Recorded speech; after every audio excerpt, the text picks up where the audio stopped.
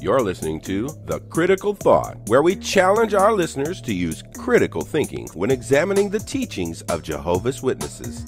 Hi, this is Lady C. And this is JT. Welcome to The Critical Thought. In the upcoming episode, we're going to be talking to an individual that has a rather impressive Watchtower theocratic history. No, she was not born into the organization, but she was a regular pioneer. She was a commuter Bethelite, served where the need was great, and she knows everyone that we ever knew at Bethel. So we have a lot in common with her in terms of, our Bethel history. So I'd like to welcome Tracey. Hey, thank you so much for having me on the show. I am honored to be here. I'm looking forward to our discussion, and hopefully it'll help and encourage other people, inspire them to, if they're sitting on the fence, that they can get off of it and, be good. Yeah, we're glad to have you here as well. Yeah, great. Fantastic. Excellent. So anyway, Tracey, would you like to tell us a little bit about how you got involved with the Jehovah's Witnesses, because we understand that you were not raised in? My family, we all knew that Jehovah's Witnesses was a cult. My family was like, they're a cult. So we never really opened the door. But, in life, living in the South Bronx, you go through things, situations, emotional vulnerability. And so when I was friends with kids who had a mom who was witnesses, right? So I would always hang out with them. So one day she came in and she was like, hey, you can live forever on earth. And I was just open at that time. And so I was like, okay, I'll study the Bible. I went home and told my family that, I'm going to start studying the Bible with Jehovah's Witnesses. And they gave me the side eye like, what? They're a cult. I'm like, nah, it's good. I want to do this, So my family was like, all right, sure, go ahead. But, my mom she's a strong woman, because my family just sat back and just watched. You know what I'm saying? They just watched. And, I took off, and it didn't matter how much I tried witnessing to them. They were like, no, thank you. So that's actually how I came in, because I think I started studying. I was like, 18, 19. I got baptized in 1985, December 21st, 1985. Yeah, and it just seemed really promising. You're living in the South Bronx. Who wouldn't want to live forever? On a paradise earth, because I wasn't seeing it, where I was living at the time. But that's what's actually attracted me. It was the Live Forever book. I like that book a lot. Yeah, the message always appeals. It really does. Absolutely. Yeah. So who actually studied with you? Was it somebody your age or someone older, or how did that work out? It was actually an older person. I used to hang out with her daughters, right? The whole family, we all hung out. And so they never really came into the truth. Maybe one of them later on. But I was studying with the mother. So she was, an older sister. She could have been my mom's age, actually. So then what led you on this path to, want to go to Bethel? And, I say pioneer, because you got to be pioneering first. So, right. For me, spirituality is important. God is everything to me, even before I came into the truth, the truth. My mom, we always had a connection with God. We talked with them. We weren't in religion. My mom had bad experiences in the church, and she was like, nah, that's not for me. I can do this right here. So I've always had a desire to please God. So, studying the Bible and learning of it, I'm like one of those people that's gonna, I was really sincere. So I'm like, okay, well, I got baptized, right? And so I was like, I want to pioneer. And so they were like, well, you're just coming in. So, maybe you want an auxiliary pioneer. I was like, fine, good. I can do that. Girl, I'm telling you, because I was working for the Rockefeller family at that time, I would get up at like 5:30, 6 o'clock in the morning, go out and street work under the train by myself because I couldn't get a partner. And it was in the dead winter. So that means like I got baptized December 21st, 1985. I was out there putting in 2 hours before I went to work, so I just had a desire to please God. That was my motive, no other motive at all. And so after our auxiliary pioneer, then, I was like, well, hey, let's pioneer, so that's got me started. Then I wanted to move to California because I'm like, hey, I want to see what life is like over there. Watching the Brady Bunch growing up, their homes was different from where I lived in the South Bronx. So I went out to California. But then when I came back, I'm like, okay, I've pioneered for some time now. I want to experience Bethel. So I applied to Commute and I got in. Can we kind of talk about this Commuter Bethelite? Like, can you give the audience an idea of what that is and how you were able to qualify for it? And just give us a little bit of history about what that was like. That was really a good experience. One of the brothers that was in charge of the commuting program, he was in my congregation. So, I wanted to go to God's house. Who don't want to go to God's house, and work amongst his people? So I put in my application. Of course, you had to be exemplary, pioneering, in good standing and all of that. And like I said, I was tunnel vision. So, I met the qualifications. And it was really a good experience. I mean, I look back now, some long days because morning worship started at 7 o'clock. And at the time when I started commuting, I was living in the Bronx. So that was like an hour and 15 minutes of a commute on the train. But hey, I had zeal. So I would get up every morning, take the train, be at Bethel at 7 o'clock for morning worship, which I thought was really nice. And just, at the time, Brother Franz was still moving around and Genghis was there, Schroeder, all the GBs that were I call them my GBs, right? Because when I was in the truth, those were the GBs. And, it was just kind of really nice, listening to their experiences and the stories that they would tell.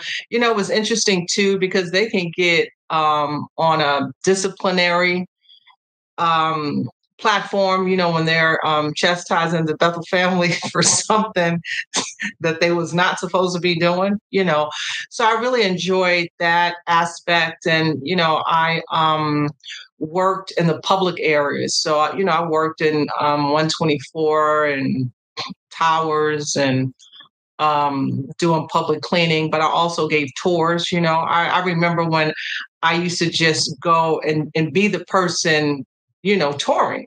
And now I was the tour guide, and it was really nice because I met a lot of people.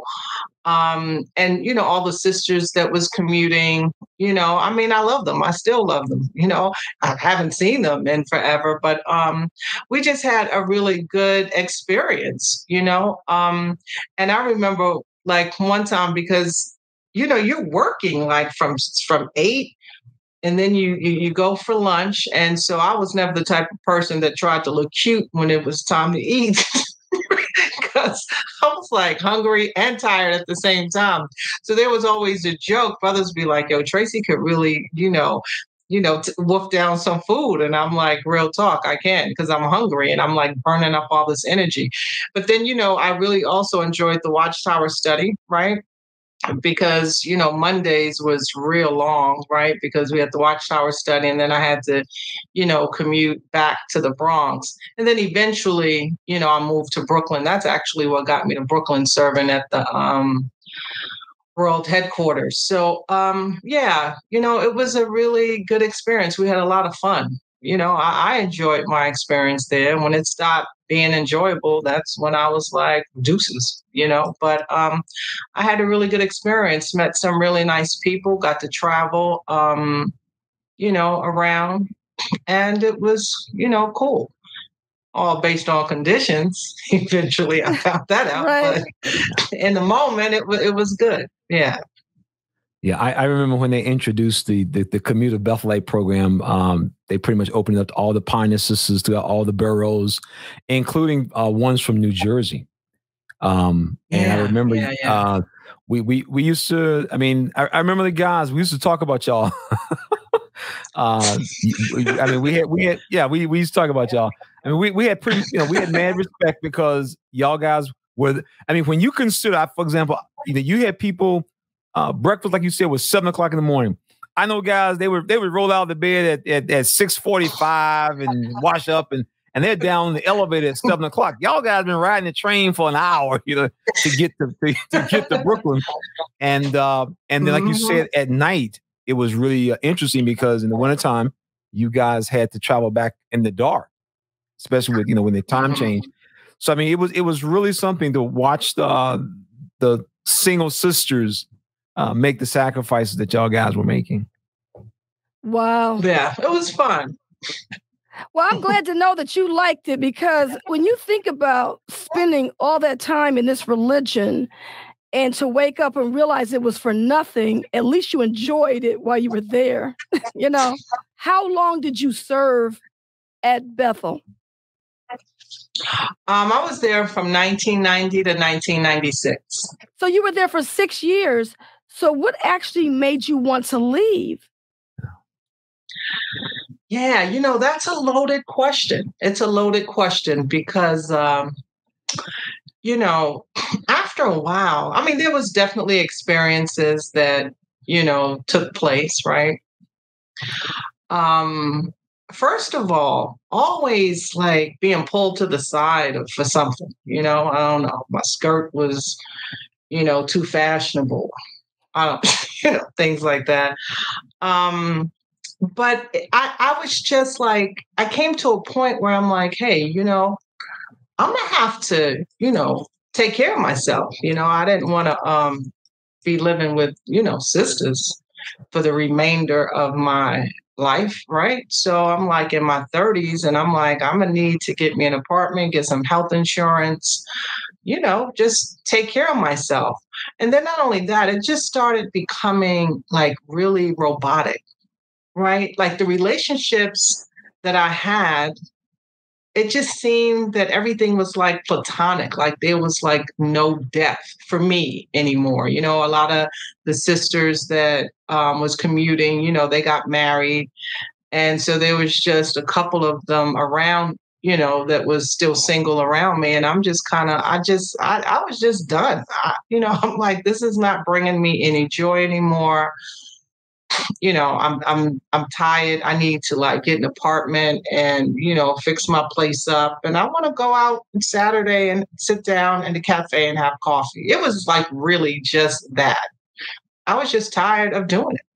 And since I'm a person that if I'm doing anything and I know my God knows my heart and he knows my feelings and how I'm feeling, I can't hide from him. So I really didn't really care what anybody else thought, but I had to be, I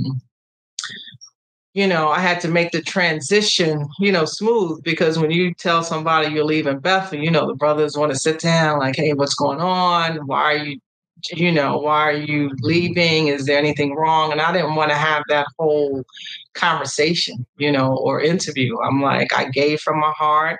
It was sincere, and now I'm ready to stop, and I shouldn't be badgered. So there was this one brother who I loved dearly, him and his wife.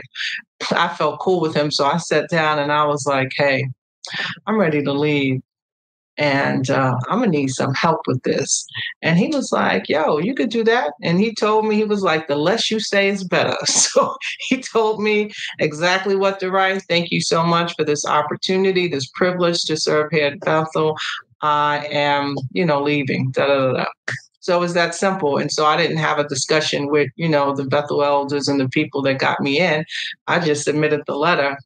And, after that letter went in, then everyone was like, oh, you're leaving. I'm like, yeah, time to go. It was nice. Thank you. But it just started, it was just too robotic for me. It wasn't coming from my heart anymore. And if I ain't giving it from my heart, there's no need for me to be, in it.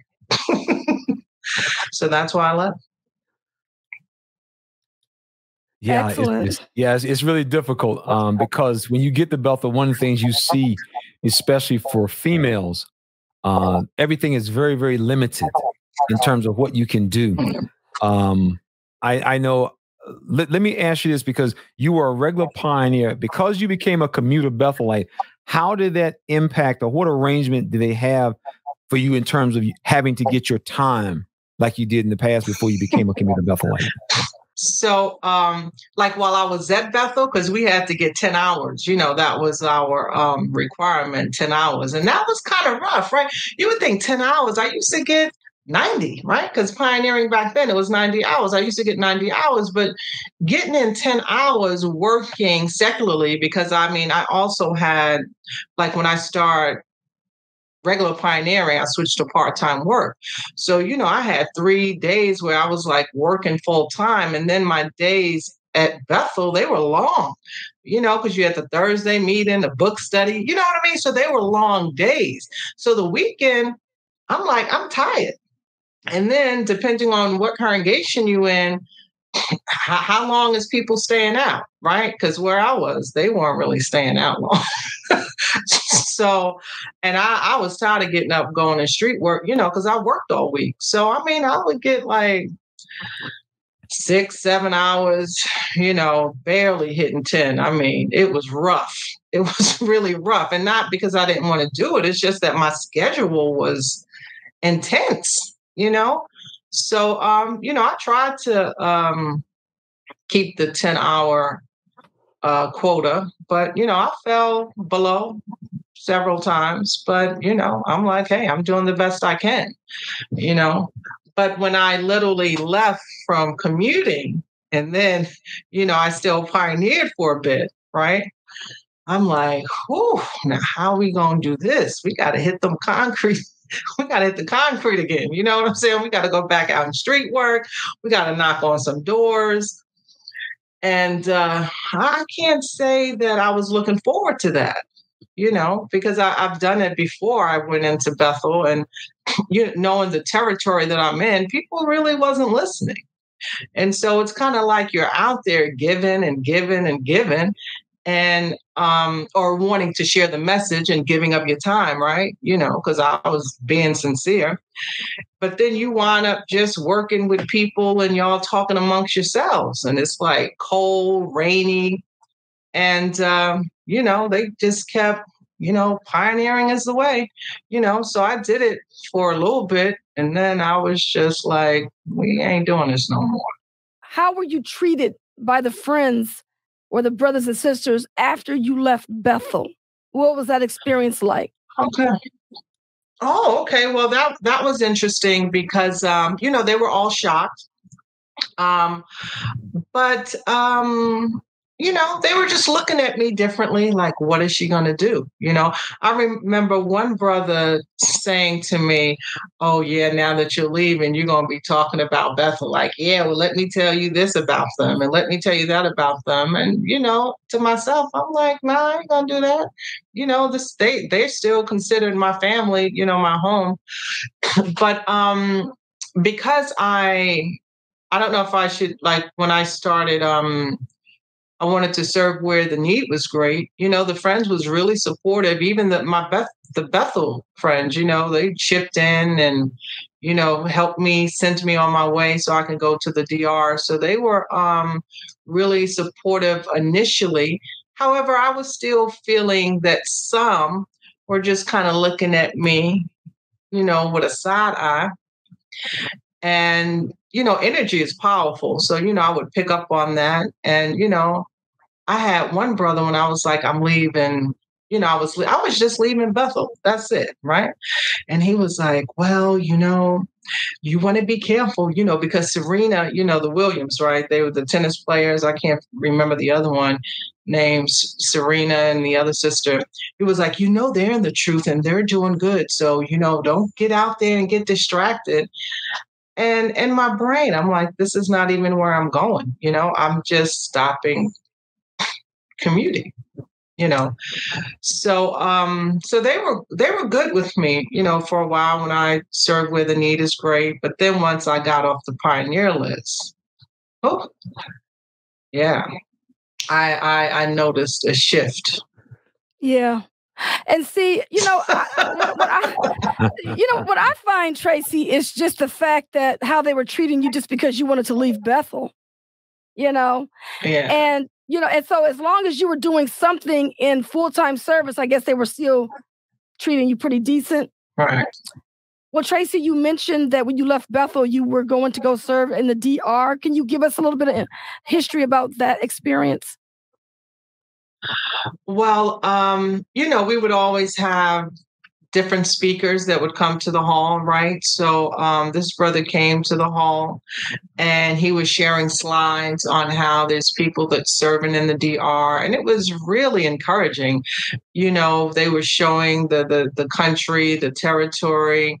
And of course, if you want to capture me, this is a way that, we can show God that we love them and we can help humanity, along those lines. And so I was like, hey, I want to do that, and, I had to apply for it and got accepted. But because I was tired of just the typical pioneering thing, going out, same territory, same building, same people. I'm like, something ain't right. Like there's no progress being made. You're doing something. You want to feel like it's productive, right? Can I get 10 Bible studies or something? Or, can I get some good return visits? But I mean, it was like depletion. So I'm like, well, how am I going to hang on? I need to do something I feel like I'm making progress, something different. So once I saw that, I'm like, okay, well, we're going to do that. Let's do that. Let's see if this is going to, fill my little emptiness I was feeling or dissatisfaction that I was feeling with service and, coming to an end on, pioneering. Let me see if this is going to help me out. So that's actually why I went to the Dominican Republic. And it was a beautiful experience, right? I lived in Mocha for 3 months in the country, in the Campo. And at that time, it was considered a third world country. I've never in my life seen anything like it because we would go out in service in the country, walk down muddy roads. It was dark when it would rain. The soil was black. But we go to these huts and like they had a towel on dirt, like there's a ground and it was just towel on the floor. And so I'm just like, well, this is interesting, right? Because you would think that you would get some concrete to lay down, but I guess they were really that, poor, and they're very hospitable and loving and caring. But what tripped me out is that they didn't have a floor, but they had a flat screen TV. Like a 45-inch flat screen TV. So I was just a little confused because I'm like, they would spend money on a TV, but they don't have a floor. And then there was chickens running around. I really felt like I was in a Twilight Zone, but I'm like, this is the kind of stuff that I wanted to just be able to see and experience. You know what I'm saying? So we would, I enjoyed that experience and just being able to look up and see the stars and, because in the city, you don't really get to see that often. So I really enjoyed that. And, I traveled around. There was this one sister who was a teacher in Santiago, right? The big city. So I went to go see her and and she was teaching English, but just being able to be in the culture with the people. And because I didn't really know Spanish, so I was learning Spanish and I did have my presentation down and I would, have my book there and, say what I thought was correct Spanish, right? So the locals was pretty cool with it, and they was like, I understand, because I was doing the best I could. However, in the organization, they got to correct you on everything. Well, you're supposed to use esta, not est, right? And I'm saying, hey, it's the message I'm giving, okay? So maybe my Spanish grammar is not correct, but isn't it the message that we're trying to get through, But overall, I really enjoyed the experience. It was, it was nice. But I'll tell you this, too. I also was feeling like, well, this is a nice experience, but I'm happy that I have my place where I can go back home. I was feeling at that point, God bless the United States, because you you take for granted what you have, like running water.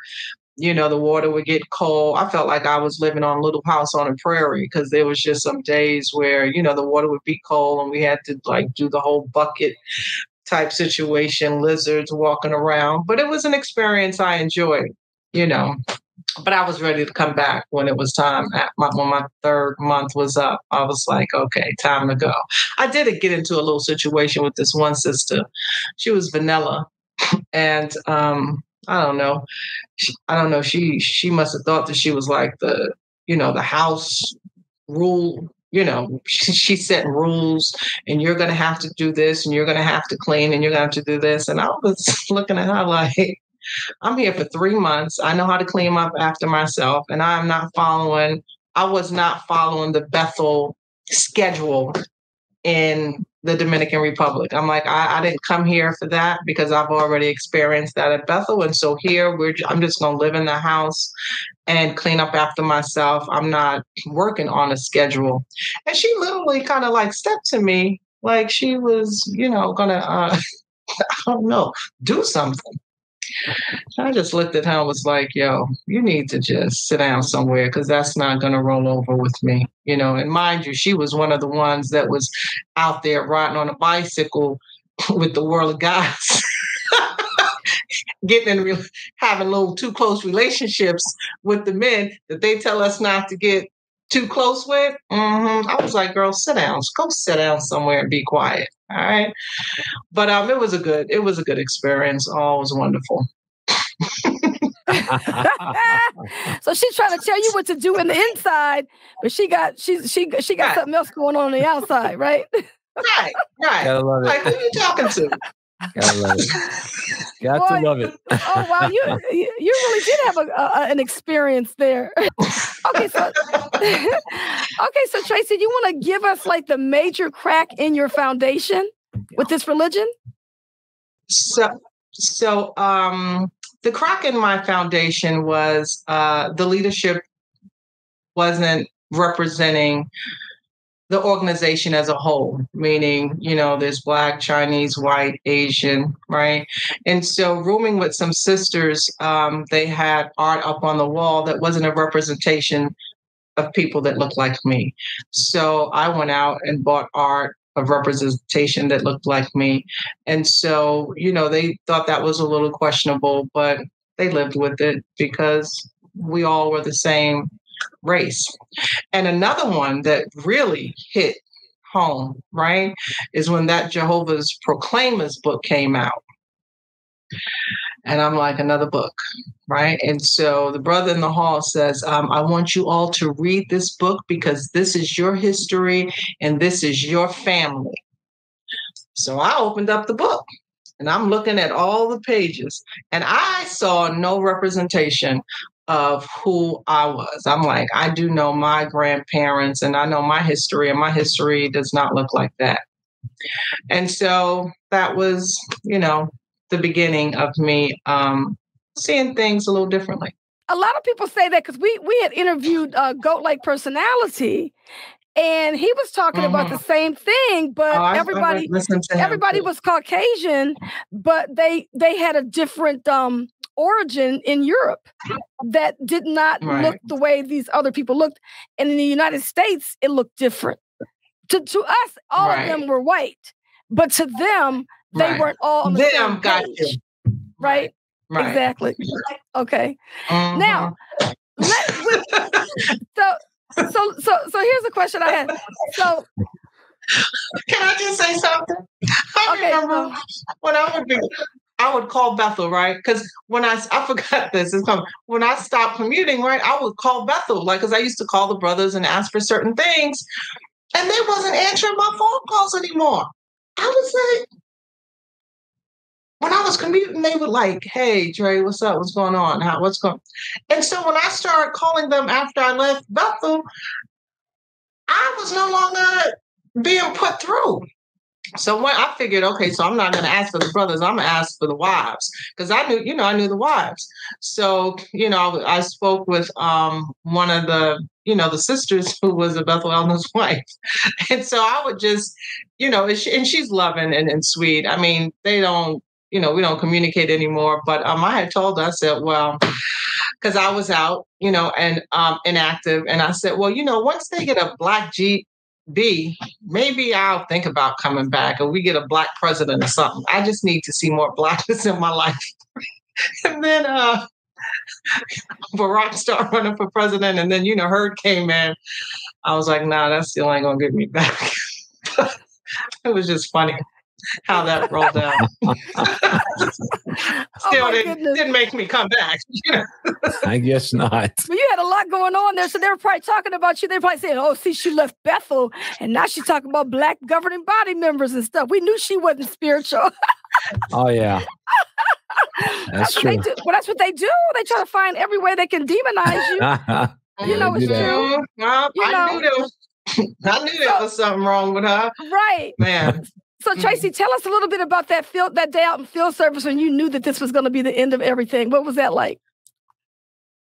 Yeah, because again, I was thinking like, how can I leave the organization without any repercussions, right? Because if you're giving from your heart and you're giving sincerely, I couldn't understand how I would be, punished if I just wanted to stop, right? And you can't just go in and be like, oh, I ain't gonna be a witness anymore without you getting disfellowshipped or whatever. And I've always wanted to maintain that bridge, to have the connection of the friends that I knew. So, my reasoning was I didn't want to live a double life, and I was getting a little thirsty. And I wanted to drink Poland Spring, all different brands of water, smart water. And I didn't want to be a hypocrite. So I'm like, wow, I said, if I stop going out in service, then that would mean that I'm not bringing reproach because I'm not actually representing the organization. So I was like, that's it. I'm just going to stop going out in service. This is it. Because, if I'm not preaching and then doing something that scripturally I'm not supposed to be doing, there's no reproach. So and it was coming to the head, but I was walking out in service and it was like 10 of us, maybe 12 of us on a block, holding magazines. Ain't nobody around. We all talking amongst ourselves. And I just said, I'm finished. And so, it was on 4th Avenue between Baltic and Warren Street. I just made that choice. And I said, I'm not going to do this anymore. I said, but it's interesting how right now I reasoned and said, right now, I'm looking like a real spiritual person. I'm pioneering. And yet this goes to show that nobody knows what's going on inside of a person's heart, or you don't know their motives. I said, but my God knows my motives. And since I didn't want to bring reproach on the organization or his name at the time, that was my reasoning. I'm like, I'm just going to stop going out in service, and I'm just going to stop doing this. That was the conversation I had in my head. And that ever since that day, I just didn't go back out in service. You mentioned that you reached a point where you just couldn't do it anymore. Do you think that's something that for a lot of people, that's what becomes the realization for them as well? Absolutely. Absolutely. They definitely, because with speaking with the friends out in service, because I was active and, considered, doing well in the truth, we would have these conversations, you know what I'm saying? But they were doing it because I guess, they felt that this is God's approval. But in my gut, I was like, this is not, it just wasn't sitting right with me. So I think a lot of people stay just because of wanting to please people. And I've never had the agenda of pleasing people. That was never the reason why I came into the organization. Auxiliary pioneered, commuted, went to the need is great. It was all because I wanted to please my God. And then learning that the God is within me. We're created in God's image. And my intuition is telling me something is not right. It's off, because the truth will set you free. The truth will make you feel happy. You know what I'm saying? Like, we supposed to be like this, instead everybody just like this. And I told myself early on and the truth. Because, you would see people that's been in the truth for a while and they seem to be a little bitter and angry. I said, if I ever get to that point, I can't be in this anymore. So I didn't get all the way there, but I felt it coming up. I felt resentment coming up. And so I had to make a decision. And so, I chose to opt out. But I know a lot of people feel and think that way, but because of family that they have and wanting to please, people, you hear something long enough, you start to believe it. That's why you got to put all that stuff aside. And I was stop reading the magazine, stop going to the meetings. I'm like, I need to unprogram myself. Yeah, so they think about it. Yeah, that's an excellent point. I fully agree. And we often have the discussion as well. People at the end of the day, so many people who actually go and sit in the Kingdom Hall, they're merely there, has nothing to do with God, Jesus, Moses, Bible. They're there to please other people. And if you're living your life to please other people who at the end of the day will not think anything of you if you tell them how you felt, that's really unfortunate, because if you tell these people exactly how you feel, family, friends, and they're like, well, I'm done with you, you sit there and wasted all these years trying to please somebody and it was really for nothing. And that's really a good point. I know that's where it was for us. We had just reached a point. I remember I told my wife, I says, if the end doesn't come in the next 3 years, I'm out of here. And we lasted for 6 months and then we was out. So, hey, it was hard. And so once you realize this, you at that point, you then have to start making other decisions. I think the point that you made about being at Bethel and not seeing people who look like you is very powerful, because that was a conversation that we used to have at Bethel all the time among the African-American brothers. I remember asking some very, very prominent African-American, you know who they are. These guys are major players at Bethel. And we would ask them in private, man, we get a black covering body, man. We get a black covering body, And if we were always, we got to wait, it ain't time. And we was like, well, it ain't time for who? Because we ready. So who is it? It's not ready. Who's not ready for this? Because black brothers ready. And so, that is something that has always stood out to me. When you were at Bethel as a commuter, you look around and you see many times a lot of the powerful positions and decision-making capacities at Bethel. Oftentimes they were not held by people who look like us. And I mean, I remember some Bethelites, man, these boys were straight up radicals, boy. I mean, they could have been members of the Nation of Islam. I mean, because it was really something that really bothered these guys a lot.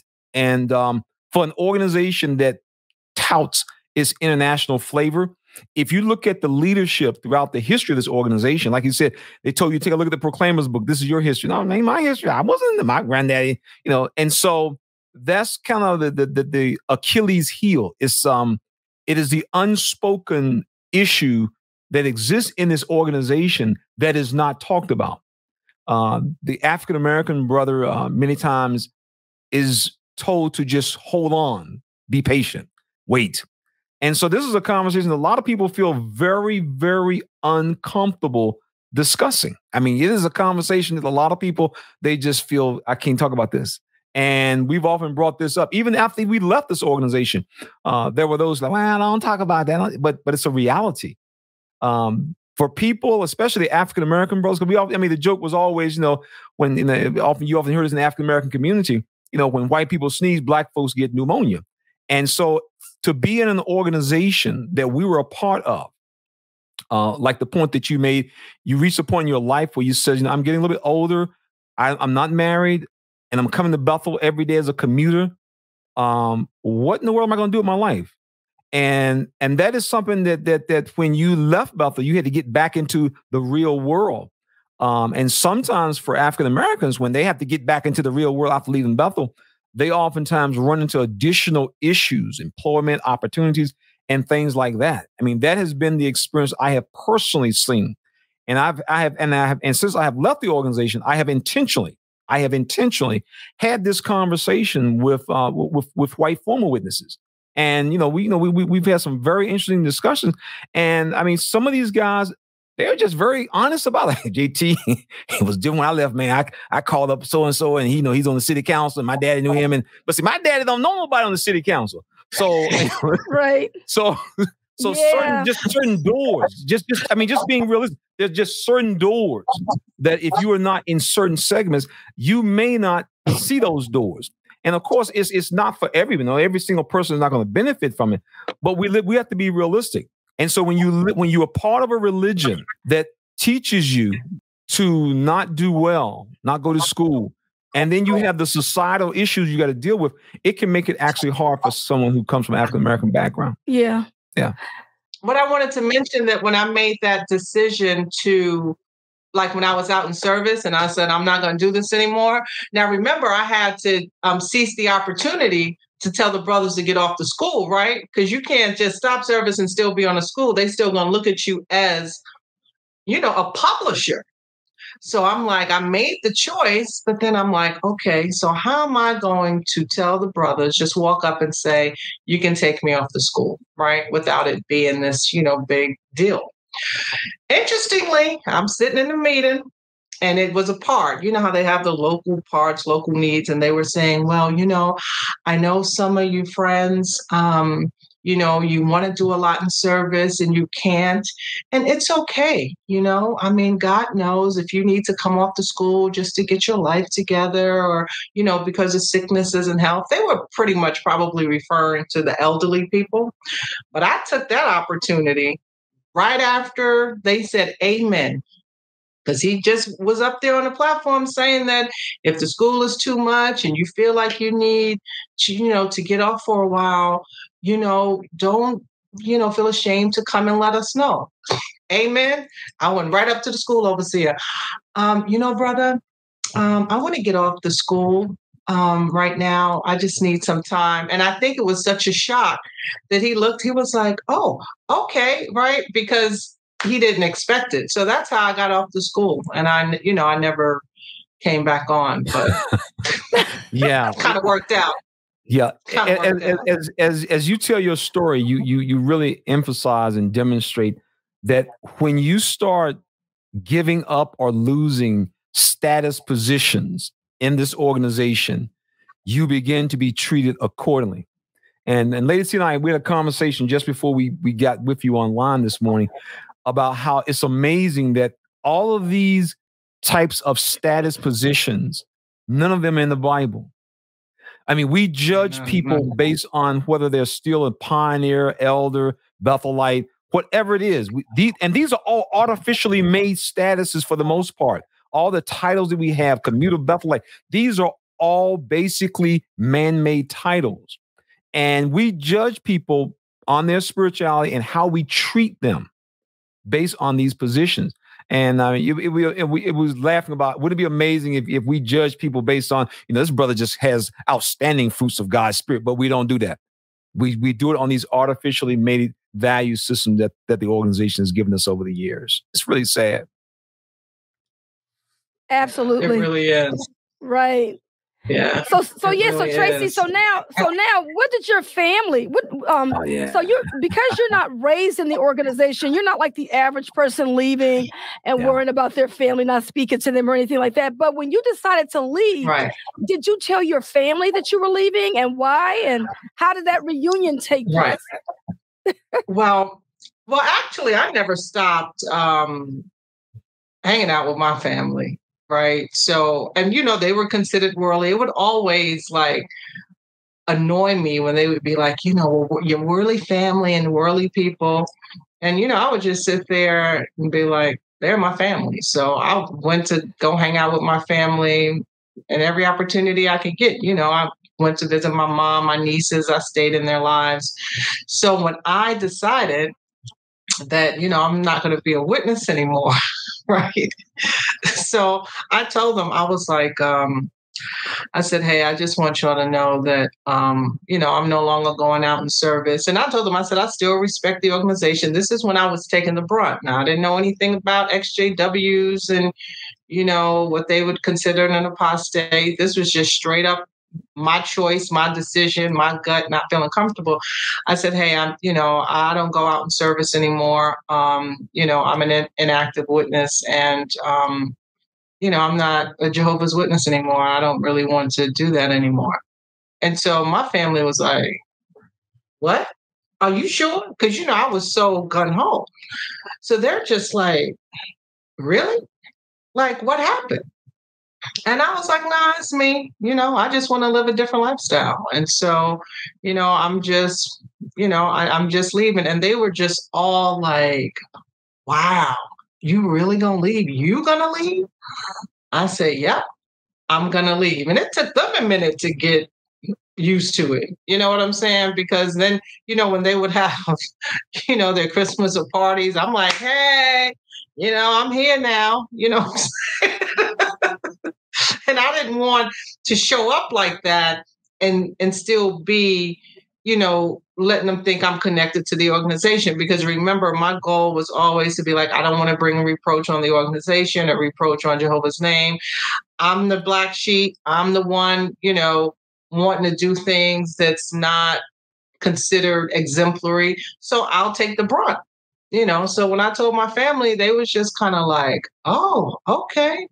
All right. Because, I was always, giving props to the organization. But I just told them I'm not going to be doing this anymore. And they're like, oh, and it took a time. My mom would be talking with some of her friends over the phone. She was like, well, my daughter, she was a Jehovah. I said, Ma, stop telling people that I am no longer Jehovah's Witness.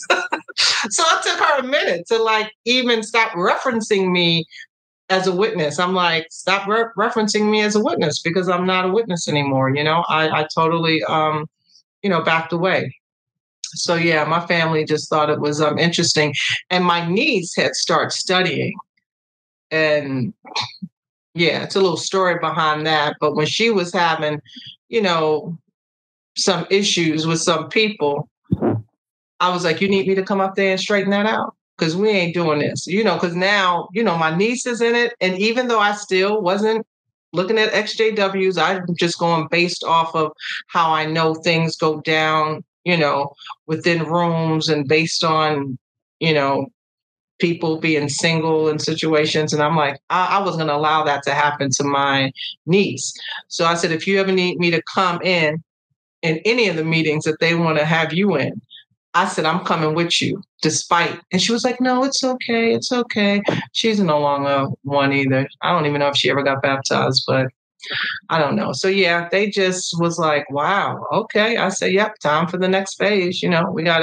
Life is a journey, you know what I'm saying? And you got to live it to the best of your ability. It's non-negotiable. It's a gift, There's no politics in it. Yeah. Right. Let me.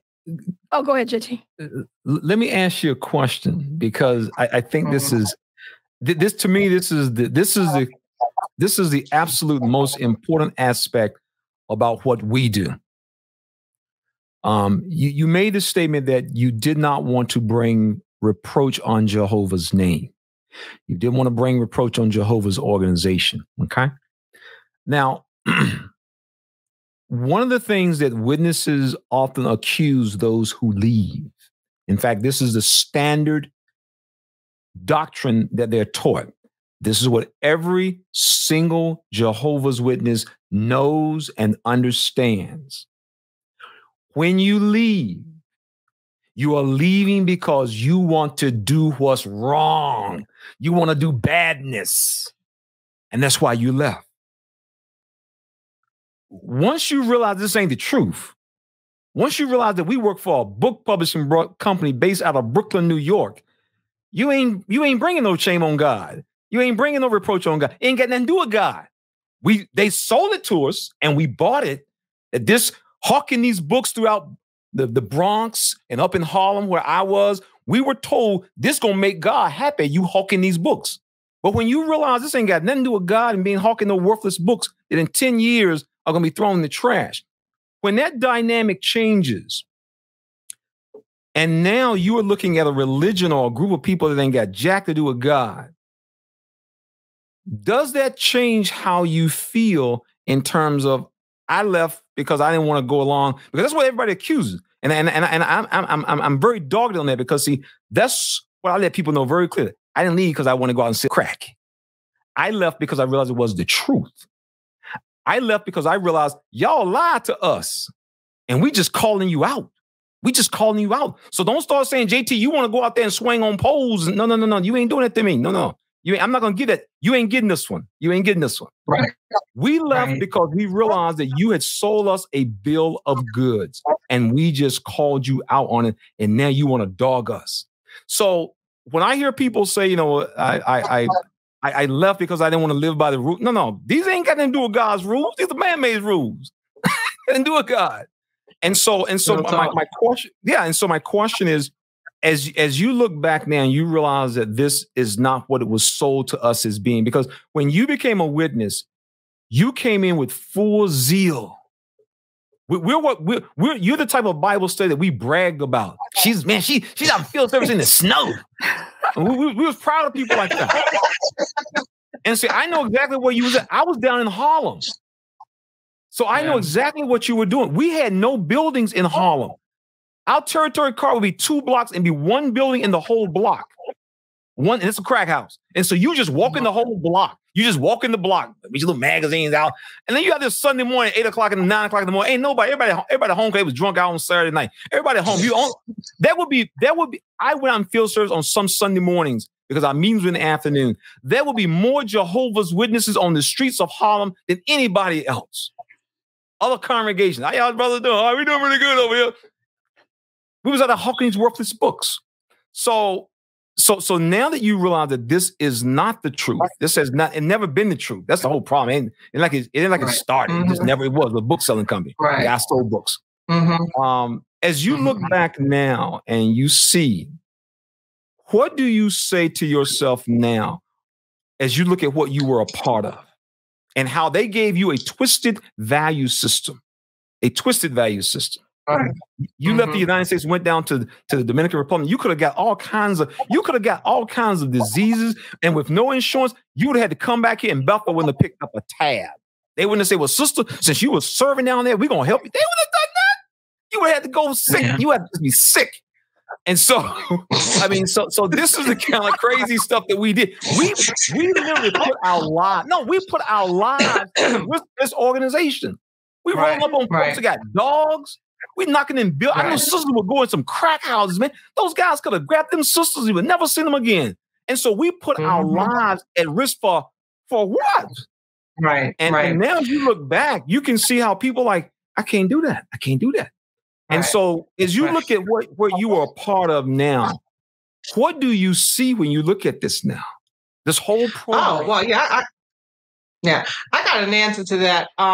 So initially when I left, not want to bring reproach on the organization. And, I was like, well, I'm just going to die. I don't got a problem with it. Right.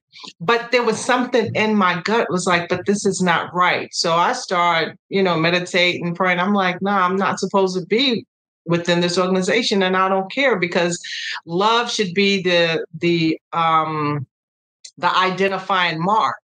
And their love is off, it's off. So you guys were the first video that I saw, right?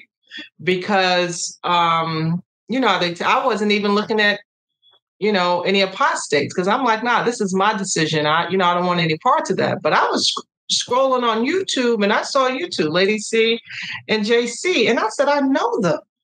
I know those. They served at Bethel. So that gave me the confidence and the comfortability to let me hear what they got to say, right? So when I clicked on and listened, I said, oh, so everything I'm feeling inside is literally legit about this organization, right? Because I wasn't talking to anybody bad about it. I wasn't looking up, doing any research. I just made my decision and said, I'm living with it. And when I said that I was leaving, I wanted to go to the cafe, travel, hang out with people that I met that wasn't in the organization and just do things, just live a normal life, but other than the restrictions. So when I started watching Exjw's videos, my mouth was like this. Oh, shit. I'm like, yo, they are everything that I felt on the inside, but yet I still had a doubt. I thought it was me. So when I look back now, I do not have a problem sitting here on your channel sharing my experiences, letting people know that they ain't interested in your welfare. They don't really love you because love is not based on conditions. You can love me unconditionally. That doesn't mean that you have to adapt to my lifestyle, do what I do. But Jesus hung out with all types of people, hoes, prostitutes, gamblers, the whole shebang. So showing love is an identifying mark that they lack, but they real slick though. They slick. They slick in how they do things. So when I found that out, I was like, okay. Oh, that's how y'all gonna play it? Okay, gotcha. Right. So I'm just sharing my story just in case anybody's viewing it. Now we know they don't supposed to be watching it. And ain't nobody going to come up to me and say, oh, I saw you on that channel, because I'm like, what you doing watching it? You shouldn't even be watching it. So I'm going to report your behind to the brothers because you shouldn't even be watching it.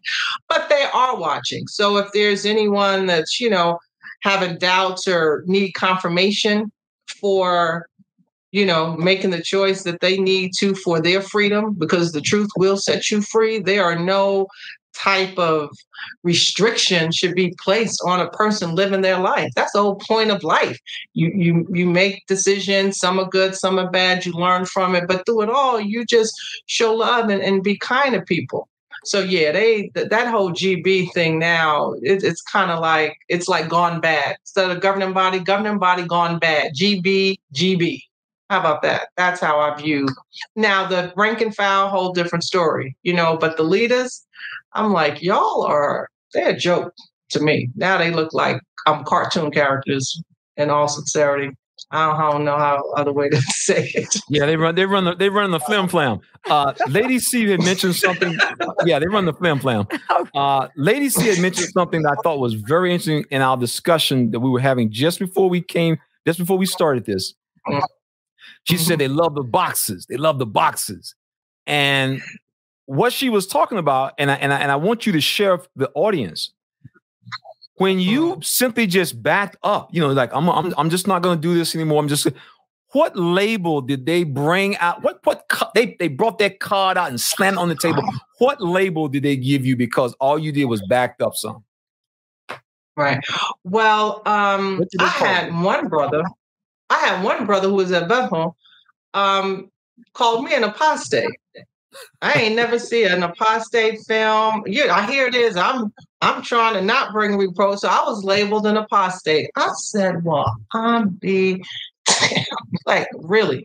And I was offended because I'm like, I'm not even, my thought process wasn't even there. Here it is. I'm still trying to make your organization look good, and you're going to call me an apostate? So, that was, floating around. But the people that knew me and cared for me, like, they were still cool, but just giving me the side eye because I like to travel.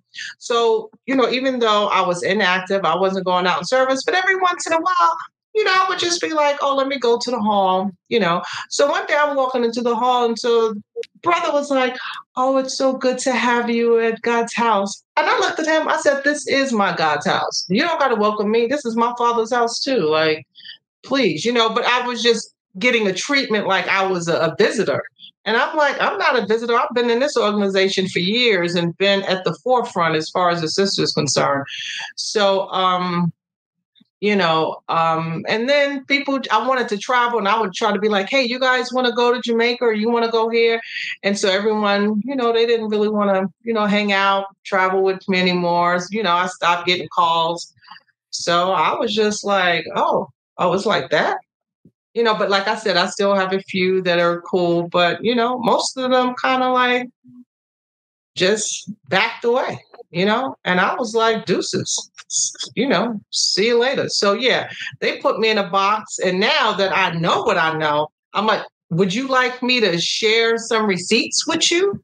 Because we don't even know half the stuff that happens in the organization when we're in it.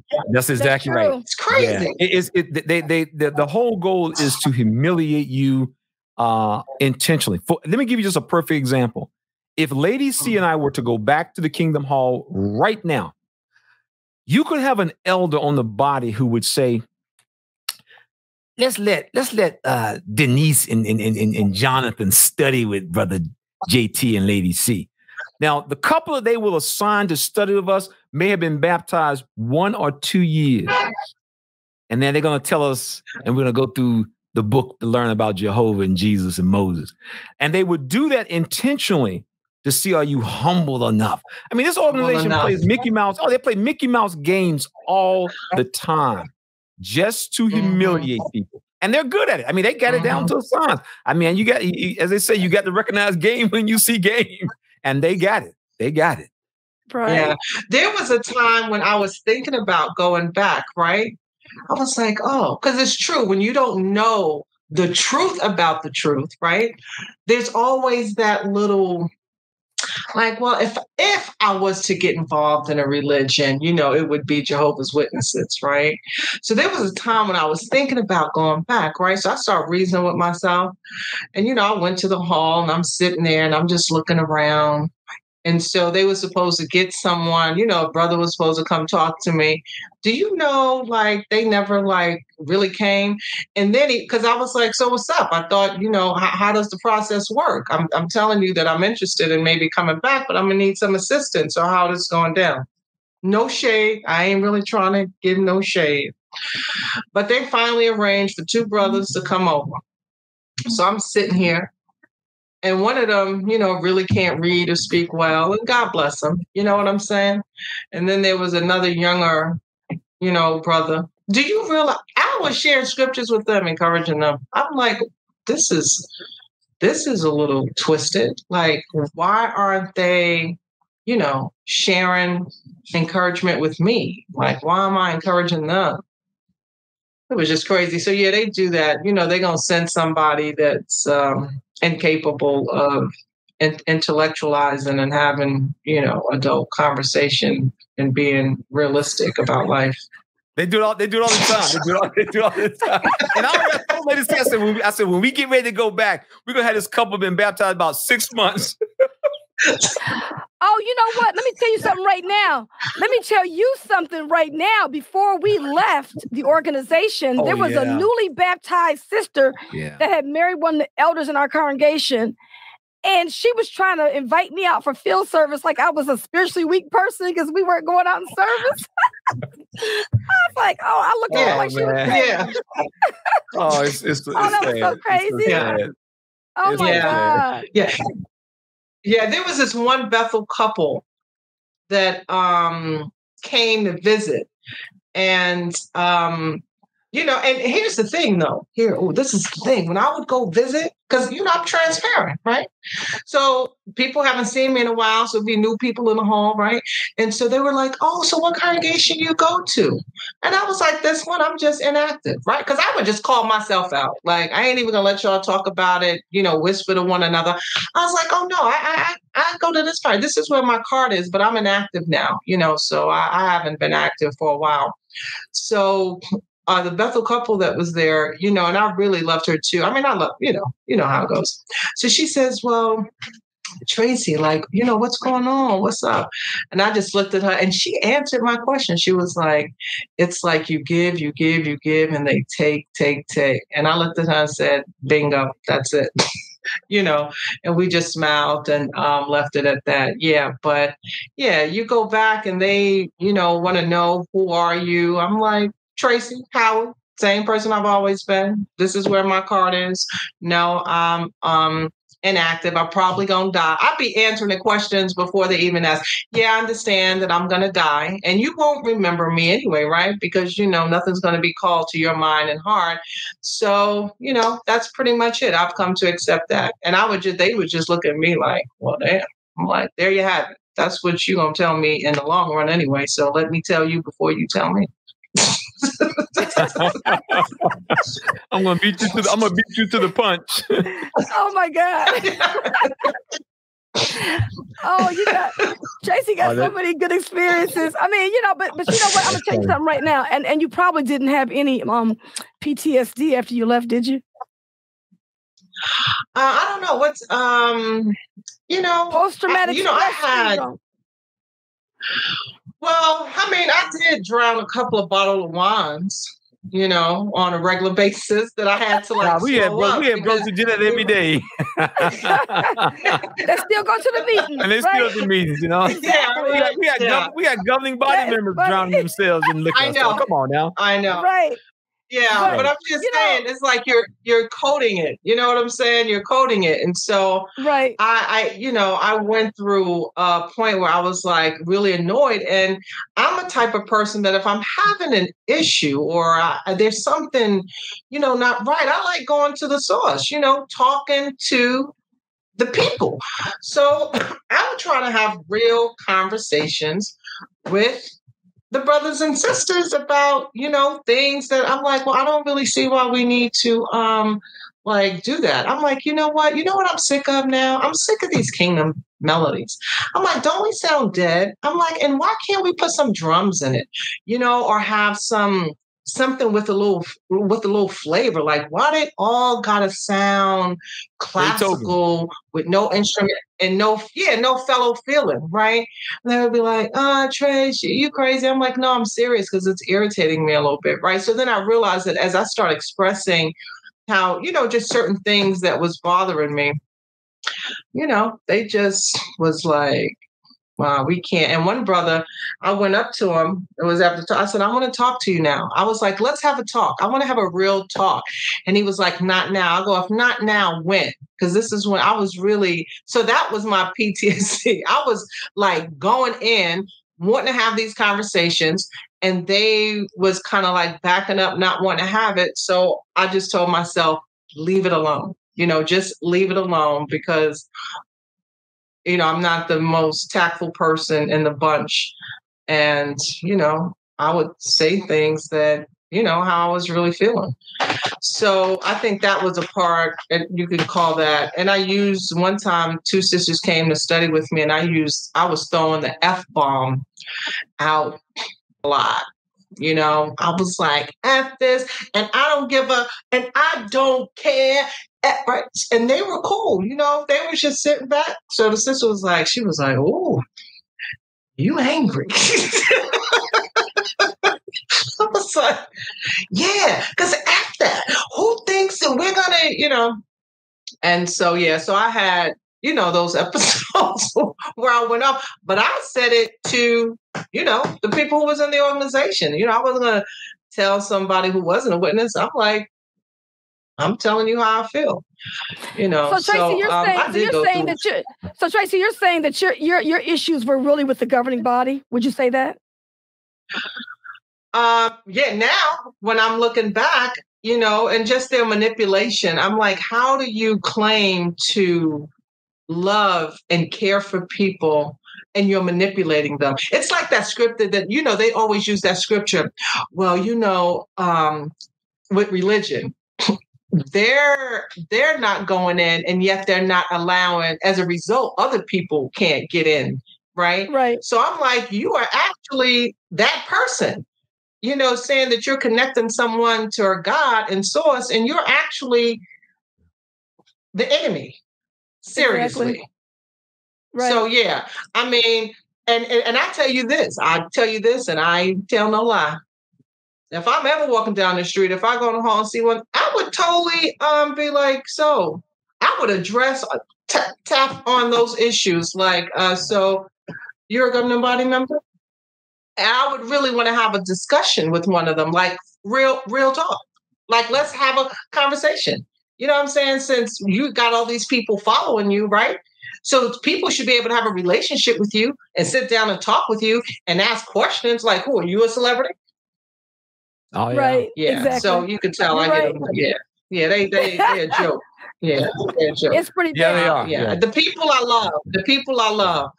But, and then too, it also comes to a point where people do to you what you allow. So we have to take accountability too, and learn how to respect our inner gut. When our intuition is telling us something, respect it and follow it. That's what Jesus said, follow it. He went to, so you can blame them because they are shady, but people have to take accountability, and so when your life, you feel like you wasted 50 years, okay, you can blame them 50, but you're going to have to take accountability for that of the 50%, because when your body and your mind is telling you that this is not right and you're not feeling right, you got to listen to yourself. How's somebody going to tell you how to listen to you? You know what I'm saying? How are you going to tell me how to think? That's a good point that you're making there, because it's almost like a person that says, I am sick physically, and somebody's saying, oh, don't go to the doctor. But you're saying to yourself, hey, look, I'm going to make this appointment. I got to find out what's going on. So I hear you saying that we should do the same thing with our religious beliefs. Spiritually. If something doesn't seem right spiritually, you need to figure out what it is. Yeah. That's a really good point. Yeah. And I guarantee you, once you stay away, you start feeling better. Yeah. And that's where that's really where the psychology comes in at. Because we have asked people for years, did you ever have doubts and questions? And we have not really met any person who said that they didn't. And so the question comes up, well, if you had doubts and questions, why didn't you carry through? And the answer is always the same. You were in an environment that simply dismissed it. And that was the point that you made is the whole point. This is what you said. You said, when I saw y'all guys' video, the first thing I said was, I ain't crazy. And that's the whole point. You are made to feel like you are the problem. And if you feel you are the problem, then you're not going to do anything. And that's why once people get a confirmation, I'm not the only one who see this crazy stuff going, because you'll be talking and I'm just telling you, the psychology is amazing. How we have been so conditioned to dismiss our own pain. Your leg hurting? No, it feel okay. Man, you're going to be all right. Your leg not hurting, man. And after a while, you're like, okay. And you just dragging it down the street. and so that's the way it was, this organization. We were conditioned. And that's why, Lady C and I, we just did a video on classical condition. We got a couple other things in the pipeline. And so we're going to touch on how the psychology in this organization is just so powerful and so good. I mean, them guys are thorough, and that's kind of how we end up where we are. It's very dangerous. It is. Yeah. So, Tracey, you want to tell our listening audience how you put your life back together after leaving the religion in terms of your, like your employment, getting yourself together with getting your insurance and stuff like that. How did you get those things straight? Yeah, well, because, common sense always kicked in. I've always taken care of myself. Remember, before I became a witness, I've been working since I was 14. Let's be clear about that, because I'm not a trust fund. I ain't with a trust fund family. So I've been working since I was 14 years old, and I was working full time up until I started, pioneering. So, I have office skills, I have communication skills, and, I'm good at anything I do, and I'm a quick learner, right? So when I just stopped, it was kind of like riding a bike. You just have to, go out there, put yourself out there. I started working for the DOE, so I had to go to college and get some credits because I didn't go to college at all, but I'm pretty much self-taught. I'm a big reader, so I read up on things, but you get a certificate where you need it, whatever you want to, specialize in, and just go for it. And my work ethic pretty much speaks for itself. You know what I mean? I let my yes mean yes, my no. I'm honest, I'm productive. And so there was a time when I wanted to start working full time. And how difference between friends and just like people that's not in the truth, right? Now, if a friend was to refer me to a job, and then, I start, I'm not no longer the truth. She'll be like, well, I got you that job. Remember, Jehovah's the one that got you that job. I'm like, well, I actually interviewed for the job. You referred me, but it was my qualifications that got me the job. Right now, there's people that's not in the organization that recruit people all the time. You never hear them saying, oh, I got you the job, So again, that whole guilt thing that they want to use, Jehovah, well, you wouldn't have got this job if it wasn't for me referring you. Negative. My work ethic got it. So, you just kind of like go with your gut and your flow.